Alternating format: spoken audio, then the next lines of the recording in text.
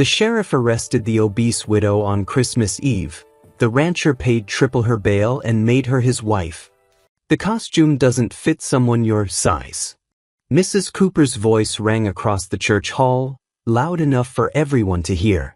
20 children stopped mid-rehearsal. Every mother turned to stare.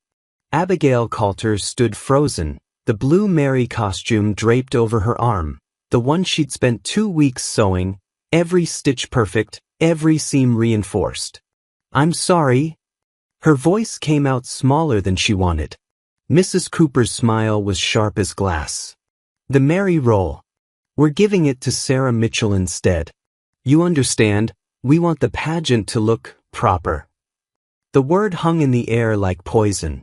Abigail's face burned. Around her, women whispered behind gloved hands. One laughed, quickly smothered but not quickly enough. "Of course," Abigail managed. "Whatever's best for the children." "I knew you'd understand." Mrs. Cooper took the costume from her hands. "You can help backstage. Managing props, that sort of thing. Invisible work. Silent work. The kind fat widows were good for." 6-year-old Emma tugged Abigail's skirt. "But you'd be the best Mary, Miss Abigail." "Hush, Emma." Her mother pulled the child away. "Mrs. Cooper knows what's right." Abigail swallowed the humiliation and lifted her chin. "I'll help however I'm needed." She spent the next 3 hours backstage where no one had to look at her. Christmas Eve arrived cold and clear. The church hall blazed with candles and pine garlands. Families filled every pew, faces glowing with anticipation. Behind the heavy velvet curtain, Abigail adjusted angel wings, whispered encouragement, made sure every shepherd had their staff. "Miss Abigail, I'm scared I'll forget my lines," Emma whispered. Abigail cupped the child's face gently. "You won't. And even if you do, I'll be right there behind the curtain. I promise." Emma's smile broke through like sunlight. The children performed beautifully. Not one forgotten line, not one stumble. When the final carol ended, applause thundered through the hall. Abigail stayed backstage while parents swarmed their children. She folded costumes, organized props, as invisible as always. The wooden donation box sat on the prop table. Money for the orphanage, collected all month. Abigail moved it to the storage shelf, out of the way. She was reaching for the last shepherd's crook when Mrs. Cooper's shriek split the air. "The donation box. It's gone." Abigail turned. "It's right here, Mrs. Cooper. I just moved it." "She has it." Mrs. Cooper's face twisted with triumph. "She's stealing from the orphans." The curtain ripped open. The crowd pushed backstage, faces Abigail had known for years, suddenly hostile and eager. "I was organizing, I didn't." She was backstage alone. Mrs. Cooper pointed at her like she was something diseased. "I saw her. Sheriff Morrison."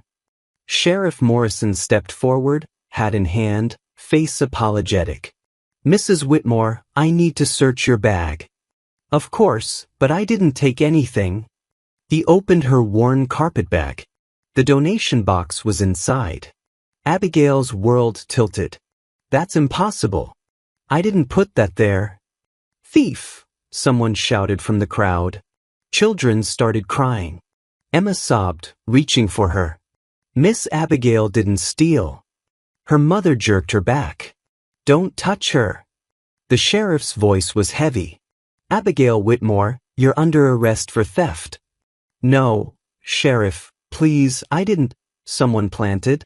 Cold metal closed around her wrists. The shackles were heavier than she'd imagined, real and final and damning. In the crowd, she saw her brother-in-law Robert. Their eyes met. "Robert, please, tell them I wouldn't." He looked away. Said nothing. "Robert." He turned his back. The sheriff led her through the crowd. People stepped aside like she carried plague. The children she'd helped for weeks, whose costumes she'd sewn, whose lines she'd rehearsed, stared with wide, frightened eyes. "She's a thief," Mrs. Cooper announced to anyone listening. "On Christmas Eve. From orphans." Abigail kept her head up even as her face burned, even as her heart shattered, even as the town she'd lived in for 34 years looked at her like she was nothing. The walk down Main Street felt endless. Christmas lights twinkled in windows. Carolers sang on corners. Families hurried home with wrapped packages and full hearts.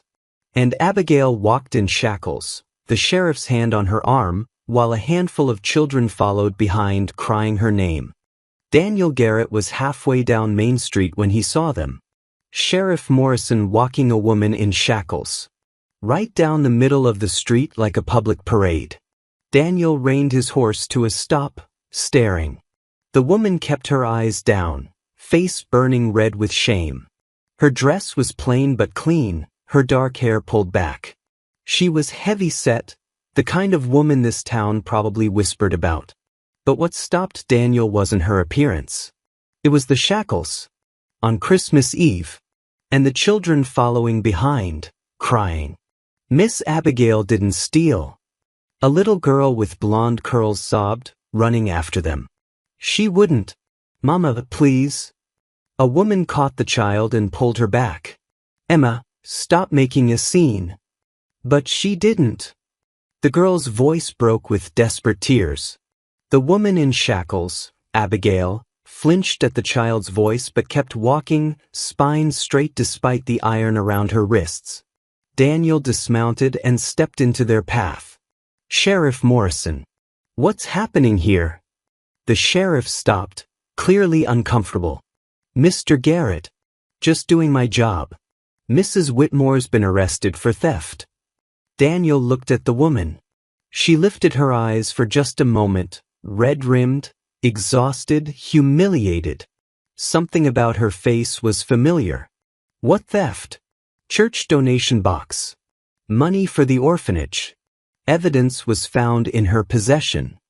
Behind them, the little girl still cried. She didn't steal it. Someone put it there. "Emma, hush." Her mother dragged her away. Daniel looked at the woman again. She was trembling despite her straight spine. "Did you witness this theft?"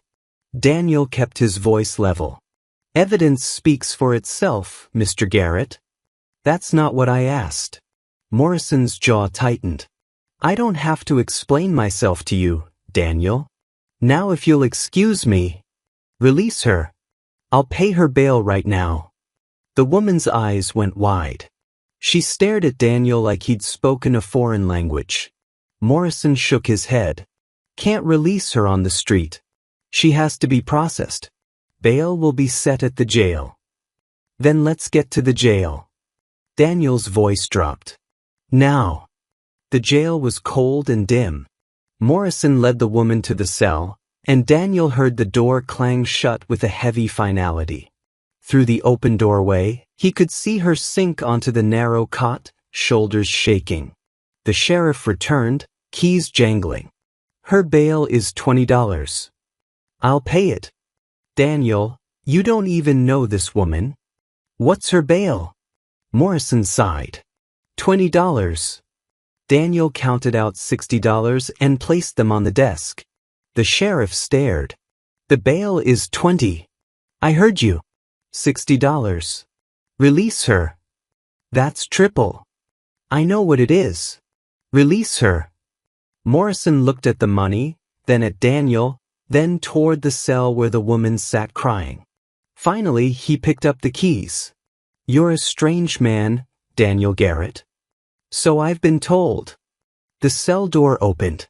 The woman stood slowly, unsteady, rubbing her wrists where the shackles had been. She looked at Daniel with complete confusion. "Why would you do that?" Daniel studied her face. The familiarity nagged at him. "Do you remember me?" She frowned, then her eyes widened. "You're the man from the ridge. Last summer.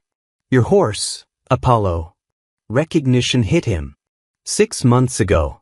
His prize stallion tangled in barbed wire, bleeding and panicked.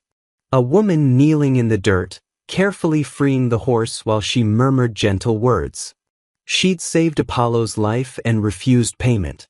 "You saved him," Daniel said quietly. "He needed help." Her voice was hoarse from crying.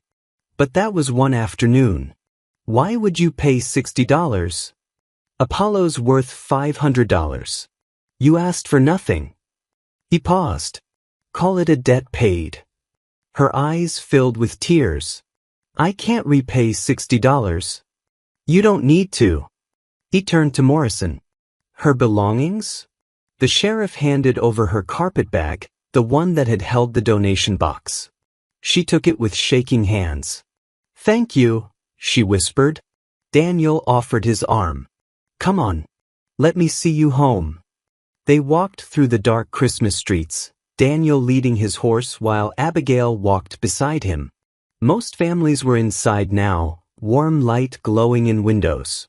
"I didn't steal that money," she said suddenly. "I moved the box to the shelf. I never put it in my bag. Someone must have." Her voice broke. Daniel nodded but said nothing. What could he say? "Can I walk you home?" She nodded, gathering her shawl. They walked through the cold December night, their breath misting in the air. The streets were empty now, everyone home with their families. Abigail's cabin sat at the edge of town, small and dark. As they approached, Daniel saw a man standing on the porch. "Robert," Abigail breathed. Her brother-in-law blocked the door, arms crossed. "You're not coming in here." Abigail stopped. "Robert, this is my home." "You're a thief." "I won't harbor a criminal under this roof." "Marcus would be ashamed of you." The words hit her like physical blows. "Robert, please, it's Christmas Eve. I have nowhere else. Should have thought of that before you stole from orphans. Get out of my sight." He went inside and slammed the door. The lock clicked. Abigail stood frozen on her own porch, staring at the closed door. Daniel watched her shoulders shake. She sank down on the steps, buried her face in her hands, and wept. He dismounted and approached slowly. "Mrs. Whitmore?" She looked up, tears streaming. I'm sorry you had to see." "What happened?" "He locked me out." Her voice broke. "It's my house. Marcus left it to me. But he's been trying to take it. And now She couldn't continue. Daniel crouched beside her. "Come to my ranch." She shook her head violently. "I can't. That wouldn't be proper. You can't stay here. It's freezing." His voice gentled. "I have a guest room. Separate. Proper. Just for tonight. Please, Mrs. Whitmore." "Abigail," she whispered. "My name is Abigail." "Abigail. Please. You helped me once. Let me help you now." She looked at the locked door, then at the empty street, then at this man who'd paid triple her bail for a debt 6 months old. She had no choice. "Just tonight," she said. "Just tonight," he agreed. He helped her onto his horse, and they rode into the darkness toward his ranch, leaving the locked cabin and the cruel town behind. Abigail woke to sunlight and the smell of coffee. For a moment she forgot where she was, then memory hit. The arrest, the shackles, Robert's face as he locked her out. She sat up, heart pounding. The guest room was small but clean, a quilt over her, a basin and towel waiting. She'd slept in her clothes. Her face felt swollen from crying. A knock. "Mrs. Whitmore? You awake?" Daniel's careful voice. Just a moment." She splashed water on her face, smoothed her hair, and opened the door. Daniel stood there, hat in hand. "Morning. I made coffee. And biscuits. They're edible." Despite everything, a small smile tugged at her mouth. "Lovely." They sat at his sturdy kitchen table. The biscuits were questionable, but the coffee was hot. "Thank you," she said softly. "For everything. I'll leave this morning and find a room." "It's Christmas," he said gently. "Stay for breakfast." And there's a storm coming this afternoon. Too dangerous to travel. She looked out at the bright blue sky. Trust me, he said. 15 years here. Storm'll hit by 2. She wanted to argue, to keep some dignity, but she had nowhere to go and only $3. Just until the storm passes. He smiled. Just until then. The storm hit at exactly 2. Abigail watched snow erase the world beyond the porch. Told you, Daniel said, amused. You did, she admitted, surprised to hear herself laugh. That night they ate stew he'd made. You said you couldn't cook. I said I couldn't bake, he corrected. Stew's harder to ruin. Did your wife teach you? The smile vanished. No. She left before she could. Didn't like ranch life. Too quiet. He stared at his bowl. Went to San Francisco. Divorce papers came 6 months later. I'm sorry, Abigail said. Don't be. I like the quiet. What about you? He asked. Marcus died 3 years ago. Hart gave out mending fence. She took a breath. His brother was supposed to help me keep the ranch. Instead he's been trying to take it. Wants the land for its water. Tonight he finally got an excuse. Daniel's jaw tightened. The next morning he was already in the barn. When Abigail found him, he was bent over a familiar horse. Apollo, she whispered. The horse whinnied. He's been favoring that leg since summer, Daniel said. The one you wrapped. Nothing I've tried has helped. You have a gift with animals. Will you look? She examined the leg, heat, swelling. He needs a different wrap. And a poultice. Do you have comfrey? I can get some. Then I can help him. But it'll take a few days. Then you'll stay? She should say no. Reputation mattered. But Apollo nudged her hand, and she felt useful again. I'll stay until he's better. For days passed like a dream. Abigail tended Apollo. Daniel worked the ranch. They cooked together. She taught him proper biscuits. He shared his mother's stew recipe. They talked about his loneliness, her grief, his failed marriage, her lost ranch. The world felt less empty. Touches grew natural. His hands steadying her on a ladder, her fingers brushing his. Glances lingered. On the 4th night she told a story about Marcus being soaked by a stubborn cow. Daniel laughed until tears came. I wish I'd met him, he said. You would have liked him. He was good. Like you, he said softly. Her breath caught. They sat in the firelight, something fragile building between them. On the 5th morning, a wagon arrived. Abigail was in the kitchen when she heard the knock. Daniel opened the door. Mr. Garrett, Mrs. Cooper said sharply. 2 women stood beside her. They pushed inside and froze when they saw Abigail. So it's true, Mrs. Cooper hissed. She's been living here. Unchaperoned. Daniel stepped forward. Mrs. Whitmore is my guest. Guest? The banker's wife sneered. This is improper. Mrs. Cooper's voice rose. A widow and a bachelor alone for days. We knew she was loose but... Get out, Daniel said, quiet but lethal. They faltered. This is my property. Abigail is under my protection. What I do here is none of your concern. We'll tell the whole town, Mrs. Cooper snapped. Good. Tell them. Tell them I don't care what they think. Tell them Abigail is welcome here as long as she wants to stay. He opened the door. Now leave. They left in outrage. Abigail shook. Daniel, I should go. I'll ruin your reputation. You're not trouble. They'll talk. They'll make your life. He took her hands. Sit. Please. She looked at him, this serious, lonely man who defended her twice. Are you sure? Never been more sure. She stayed. Sunday came.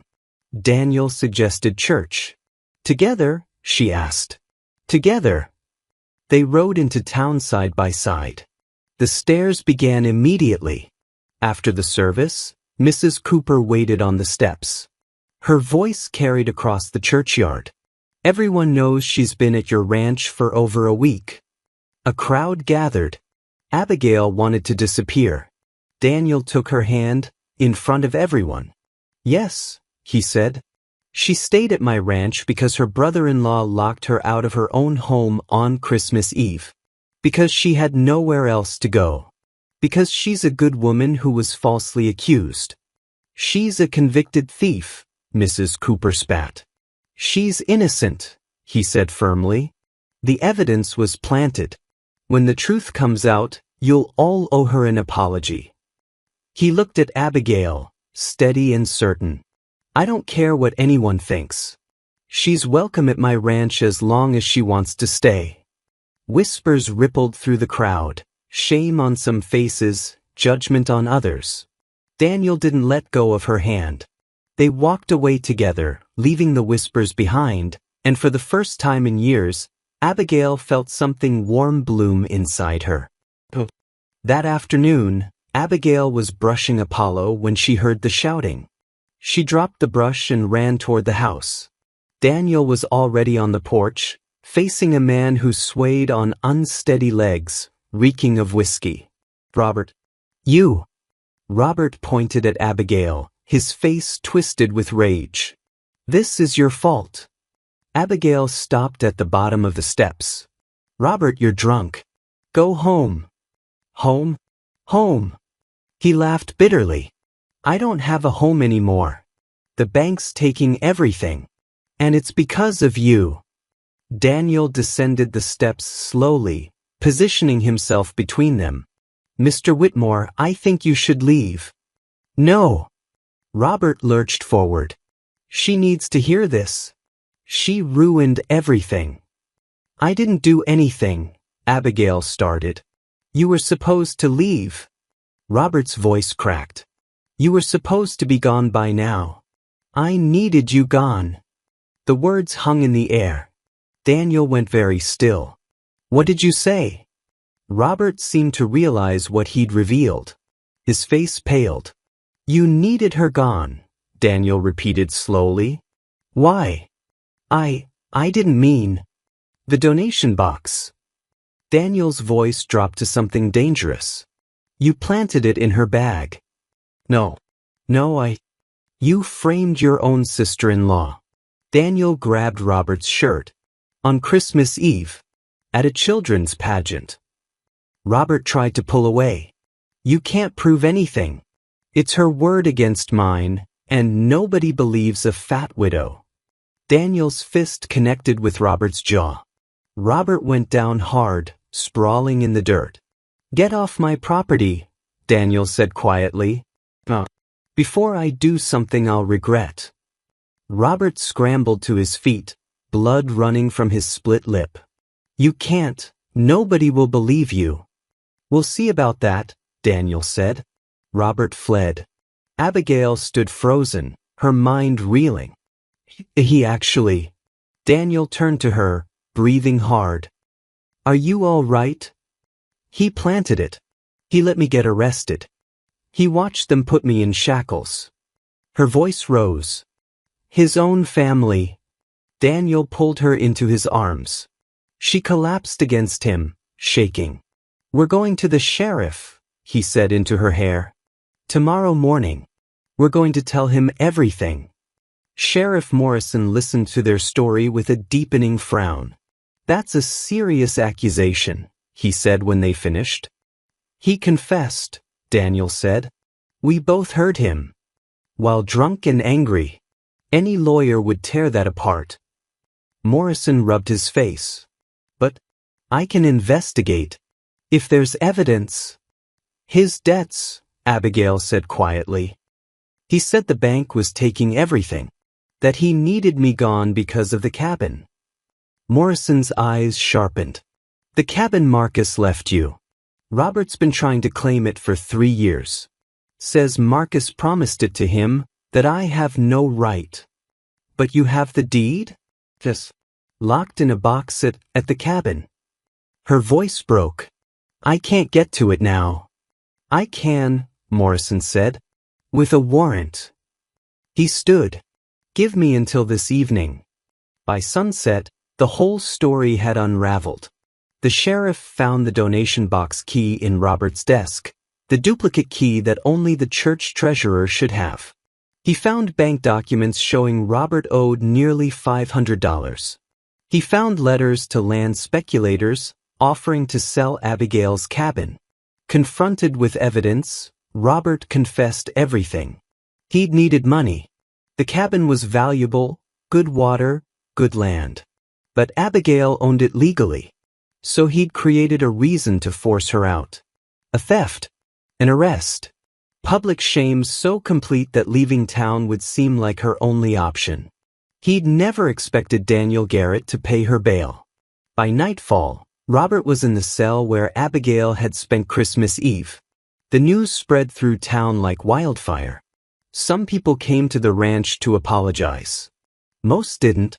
That evening, Abigail and Daniel sat on his porch, watching the sun set over the mountains. Your cabin is yours again, Daniel said. Legally. Sheriff said the deed's clear. Yes. So you can go home now. Abigail looked at the sunset. Do you want me to? I asked what you wanted. She turned to face him. I don't know. It's my home. Marcus and I built it together. But... She trailed off. But what? It doesn't feel like home anymore. Her voice was barely a whisper. This does. Daniel was quiet for a long moment. When he spoke, his voice was careful. Then stay. Not as a guest. As something else. Abigail's heart hammered. What are you saying? He turned to her, took her hands. I'm asking you to marry me, Abigail. The world seemed to stop. These past 2 weeks have been the happiest I've had in 5 years, he continued. Maybe longer. You make me laugh. You see me, not my land, not my money, just me. And I want every day to feel like this. Wake up and know you're here. Come home and find you with the horses. Sit on this porch every evening and watch the sun set together. Tears spilled down her cheeks. Daniel, the town will still gossip. Some people will never accept it. But I don't care about them. I care about you. His voice broke. Do you love me? Yes, she whispered. God help me, yes. Then marry me. Please. She kissed him, soft and sweet and full of everything she couldn't put into words. When they pulled apart, she was smiling through tears. Yes. I'll marry you. He pulled her close, and they sat together as the stars came out, planning a future neither had dared to hope for. 2 weeks later, Abigail stood in the church vestibule, smoothing the skirt of her wedding dress. It was simple, cream-colored, with small flowers embroidered at the collar. She'd sewn it herself in Daniel's guest room, which had somehow become her sewing room without either of them discussing it. Her hands shook. Through the door, she could hear the church filling. Voices. Footsteps.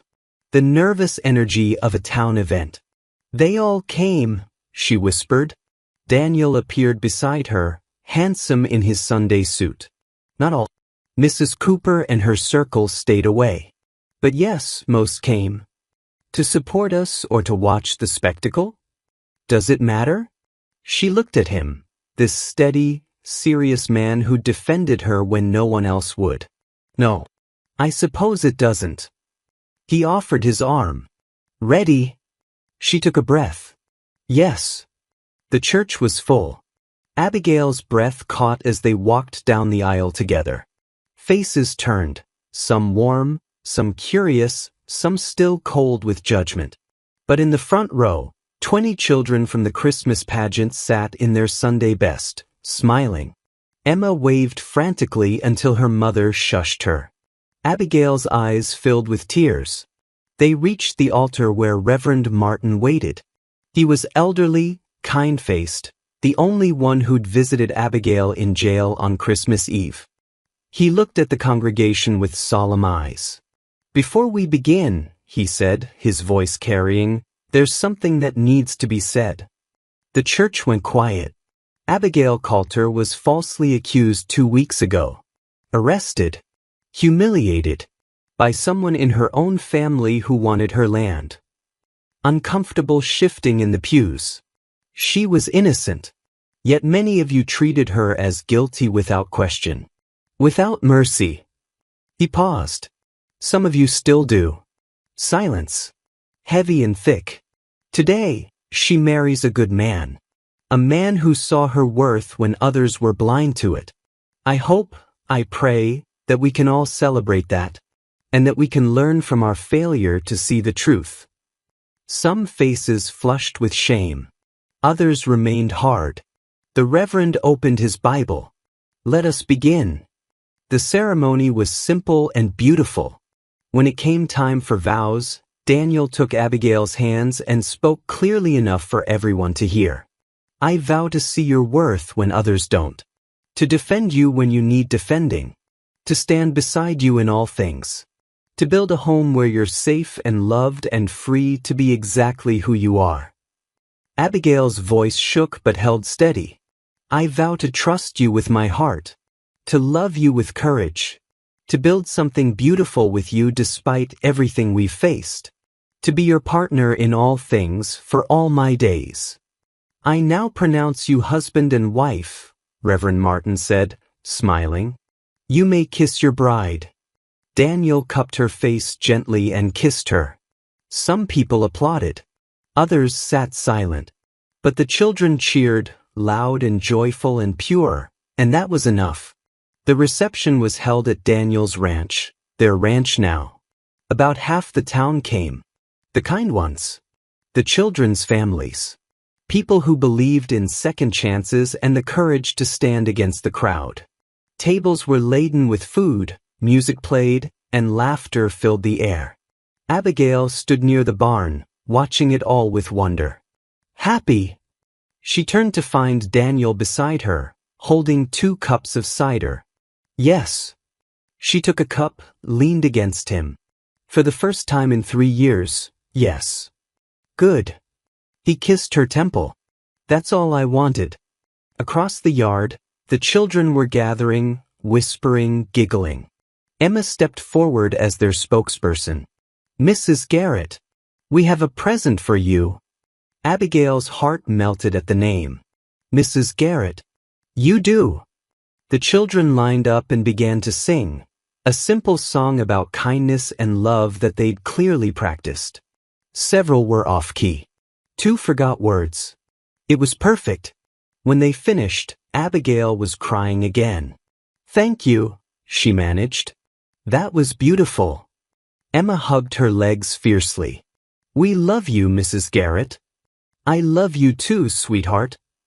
As the sun set, guests began to leave. Families packed up sleepy children, friends said their goodbyes, and slowly the ranch grew quiet. Daniel and Abigail stood on their porch, watching the last wagon disappear down the road. It's done, Abigail said softly. We're married. We are. Daniel pulled her close. Any regrets? None. You? Not a single one. They went inside their home, and closed the door on the world. Easter arrived with wildflowers and soft rain. Abigail stood in the church hall helping children rehearse for the pageant. Proof she belonged again. Mrs. Garrett, little Emma tugged her skirt. My bunny ears fell. Come here, Abigail said, fixing them with a smile. Across the room, a heavy-set woman lingered near the door, dressed plainly, looking lost. Mrs. Cooper was already marching toward her, judgment pinched on her face. Abigail stepped in first. Hello. I'm Abigail Garrett. New in town? The woman nodded. Sarah Fletcher. My husband passed last month. I just heard the children and... We'd love your help, Abigail said gently. And please, come to Sunday dinner at our ranch. Sarah's eyes filled. Thank you. That evening, Abigail brushed Apollo in the paddock. Training difficult horses had become her purpose. Ranchers brought their troubled animals to her now. She sensed someone watching. Daniel stood at the fence, wearing the quiet smile that still warmed her to her core. She smiled back. They didn't need words anymore. She had survived humiliation, false accusation, and losing everything. Yet here she stood, stronger, steady, and deeply rooted. A home. A husband who saw her worth. Work that mattered. Children who adored her. The town still had its Mrs. Coopers, but it also had Amos, people who chose kindness. And Abigail had learned the truth she once doubted. Her worth didn't depend on who recognized it. It existed on its own. And now that she knew it, nothing, and no one, could take it from her again.